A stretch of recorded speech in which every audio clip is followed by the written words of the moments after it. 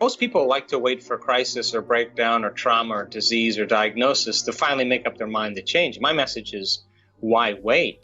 So you can learn and change in a state of pain and suffering, or you can learn and change in a state of joy and inspiration. I like the latter, and more people are getting that. So I don't really care, because people come to our events for all kinds of reasons.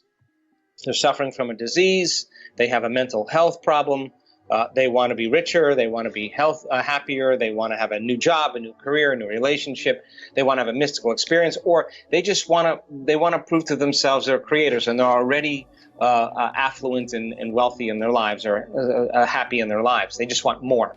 So knowledge is the precursor to experience. Yeah. The more knowledge you have, the more prepared you are for an experience. So then, how do we get more people out of living in their past and living in their future? Well, think about the hormones of stress. When you are under stress and that sympathetic nervous system is switched on, you're going to narrow your focus on the cause, whatever it is. So then as you narrow your focus on matter, if it's a person, it's an object, it's a thing, it's an animal, it's a place, all of your attention is being directed towards something in your outer world, right?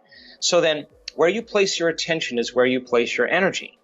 So the stronger the emotion you have to a problem in your life, or your ex, or a person, or your boss, or whatever, the more you're giving them your attention, which means where you place your attention is where you place your energy. You're giving your power away to that person, and that's available energy that you could be using to heal your body or design a new destiny. So then set a person down, because the change is to be greater than your environment, to be greater than all those conditions in your outer world, to be greater than your body, and to be greater than time. Sit them down and say to them, okay, you've been narrowing your focus on everything material, converging your attention. Let's do the opposite. Let's diverge your attention. Let's open your attention. Instead of focusing on matter, focus on nothing. Open your awareness to the field, to space. And if you open your awareness to the field and space, in the beginning it takes a little practice, but when you begin to sense space, you're no longer thinking or analyzing. And if you're not thinking or analyzing, you start to change your brain waves and slow them down. So then if you keep doing this, sooner or later, you're going to take your attention off your body. And you're going to go from somebody to nobody. You're going to take your attention off the people in your life. And as you lower the volume to those emotions, you're going to go from someone to no one. If you take your attention off your cell phone, your computer, your car, all the things in your life, you're going to go from something to nothing. If you take your attention off where you're sitting, or where you need to be, or where you need to go, you're going to go from somewhere to nowhere. And if you take your attention off time, linear time, you're going to go from some time to no time. And that is the moment you get beyond yourself. And that is when you are passing through the eye of the needle. That is the door to the quantum field. That is the nexus of the quantum. And you can't enter that quantum field as a somebody. You can only enter it as a nobody. So when a person begins to get beyond themselves, the only thing they're left as is pure consciousness. They're left as an awareness.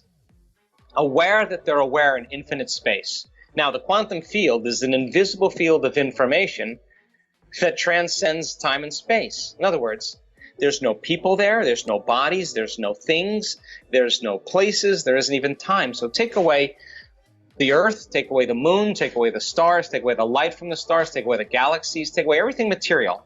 And what are you left with? Just an infinite space of nothing physical. That is the quantum field. But just because you can't see something doesn't mean it doesn't exist. So you can only experience that field with your awareness. Now, getting people to that elegant moment, we can only talk around. You have to practice doing it. And now I'm happy to say, after 6 years of laboring with people to get beyond themselves and to be able to slow their brainwaves down from that beta brainwave pattern, that high beta brainwave pattern, into alpha and theta, the whole purpose of meditation is to get beyond the analytical mind. And what separates the conscious mind from the subconscious mind is the analytical mind. So then, as people begin to slow down their brainwave patterns, they're actually entering the operating system, where all those hardwired attitudes and automatic habits and programs and emotional reactions and addictions exist. Now they can begin to make measurable changes. So then if you take a group of people and you work with them to get beyond themselves, there's going to be an enormous amount of chaos that's going to be created in the brain and the body, and they're going to want to quit, and they're going to give up, and they're going to get frustrated. But if I give them another opportunity, they're going to do it again. If I give them another opportunity, sooner or later, they're going to finally surrender. And when they do, they're going to connect to that field. And it's the most familiar, unfamiliar feeling you'll ever have. It's a level of coherence or order, because as you get closer and closer to that field as an awareness, you experience greater and greater degrees of oneness and wholeness and less separation. So if you feel less separate from your dreams, then you feel like you already have them. You're no longer in want or lack. You feel whole. And when you feel whole, you can't want, because you feel like you have everything. And that is the perfect place to create from. And so we've worked, Michael, so hard in helping people to get to these points. And I'm so happy to say that when we're doing these week-long events now, I never, ever in my life thought I'd be witnessing what I'm witnessing in terms of changes in health and mystical experiences. And you can't tell me now you're too old to do this. You can't tell me that now. You can't tell me you're too sick to do this. You can't even tell me that, because I've seen all kinds of ages and all kinds of sick people really reverse some very serious health conditions. You can't tell me you had a turbulent past and you can't change, because I've seen some people with some really turbulent pasts get beyond it. I've seen people that were out of shape, overweight, underweight, vegetarians, carnivores. I've seen it happen in all different sizes, shapes, and people. And the beauty behind it is that it's inclusive, and it's happening more and more. But one of the things that we do is we teach people that very simple meditation of finding the elegant sweet spot of the generous present moment. That when they get beyond their body, their environment, and time, and they become pure consciousness, they have to be in the present moment to do that. Now, there's a formula for that as well. And if you can go and check out some of the meditations, but we teach people the basis of how to get there.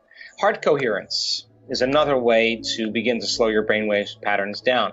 When you're feeling with your heart, I always say the brain thinks, but the heart knows. When you're feeling with your heart and you're trusting the intuition of your heart, that's because your energetic field is tapping into information, and your heart becomes the compass for you to know. So then when you lead with your heart in your life, it's very different than leading from any other place. So if you're going to believe in a future that you're creating with all of your heart, it better be open and activated. So heart coherence is another way. We have certain breathing techniques that we teach people that help to slow their brainwave patterns down to get into that place. But I mean, there's many ways to go about it, but the key is that you do it. Because if you don't do it, you're probably not going to experience the benefits. And just like any skill or any habit, in the beginning it takes a lot of conscious effort, but then once you get good at it, then you can do it automatically. And we have people in our work that we've measured their brain wave patterns. They can change their brain waves in 4 seconds, 5 seconds, 9 seconds, 12 seconds. It's not like, hey, I'm getting to the quantum field before you. It's more like, I know how to do this. I've been doing it. I know how to get there. It's a skill. And that becomes highly effective and important when you're at a balance and you need to make your way back to balance. Our community just naturally says, excuse me, I'm going to take a few moments and get centered.